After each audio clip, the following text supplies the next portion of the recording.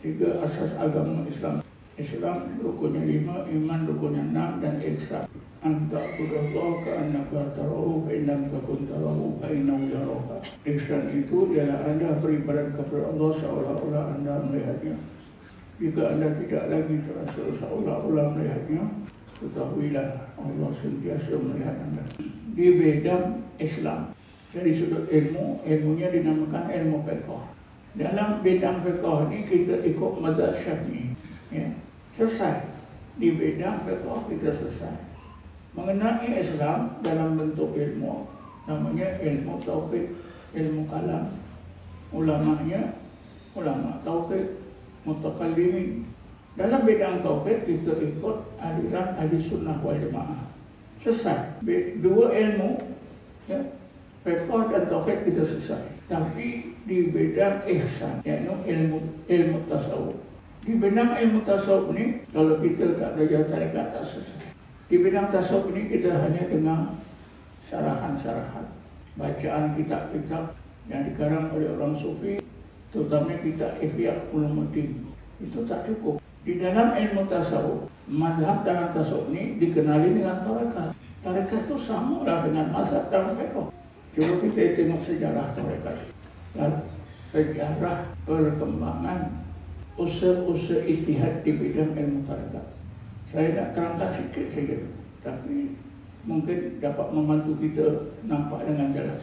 Imam Ahmad Ibn Hanbal meninggal dunia tahun 241 Hijrah, 241 Hijrah. Dia beristihad di bidang fiqh. Mazhabnya dikenali dengan mazhab Hanbali. Seorang ulama tasawuf yang hidup sezaman dengan beliau, Syekh Abu Haris Mukhasibi, meninggal dunia 243 Hijrah, hidup sezaman. Dia beristihad di bidang tasawuf. Tarekatnya yang dikenali dengan tarekat Mukhasibiyah, dan ajarannya tentang tarekat dan tasawuf ini dibukukan dalam beberapa buah kitab yang beliau karang, yang boleh kita baca sampai sekarang. Kitabnya yang sangat penting ialah Ar-Ri'ayah li hukukillah, kewajiban orang mukmin dalam menjaga hak-hak Allah Subhanahu wa taala. Hukum itu besar. Di samping itu ada 9 tarekat lain. Abad yang ketiga, keempat Hijrah sudah ada 10 aliran tarekat, 10 mazhab dalam ilmu tasawuf. Sesudah tarekat Mukhasibiyah diikuti dengan tarekat Taifuriyah. Tokohnya ialah Abu Yazid Bustami. Abu Yazid Bustami At-Taifuri. Dikenali dengan Taifuri karena Abu Yazid Bustami ini dia dilahirkan di daerah Taifur. Tarekat ini dikenali dengan tarekat Taifuriyah.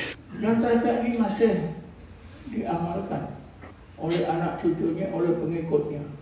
Tahun 2016 kalau tak salah saya pergi ke Iran. Sempat merawat masjid Abu Yazid Bustami.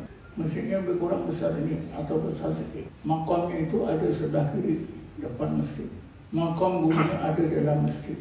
Nah, saya bertanya dengan jawatan kuasa yang mulia mengurus masjid itu. Mereka ini tetap beramal dengan tarekat Taifuriyah. Dan anak cucunya masih hidup sekitar masjid ini. Abu Yazid Bustami ini meninggal dunia tahun 262 Hijrah. Jadi berarti masjid itu sudah 1200 tahun. Masa kekal. Jadi tarekat ini bukan rekaan-rekaan orang-orang jahil tuan-tuan, tapi istihad ulama tasawuf yang benar-benar alim. Kalau tuan-tuan baca sejarah Abu Yazid Bustami, dia dianggap orang yang kedua teralim di dunia Islam pada masa itu. Yang teralim di dunia Islam ketika itu ialah Abu Qasim Junaidi Al-Baghdadi, meninggal dunia 297 Hijrah. Tarekat ini dikenali tarekat Junaidiyah. Maklumat ini tuan-tuan boleh baca faktanya yang betul dalam sebuah kitab tasawuf. Kitab itu bernama, bertitle Kashful Mahjub, dikarang oleh seorang sufi yang bernama Syekh Ali bin Utsman Al-Hujwiri, meninggal dunia 465 Hijrah.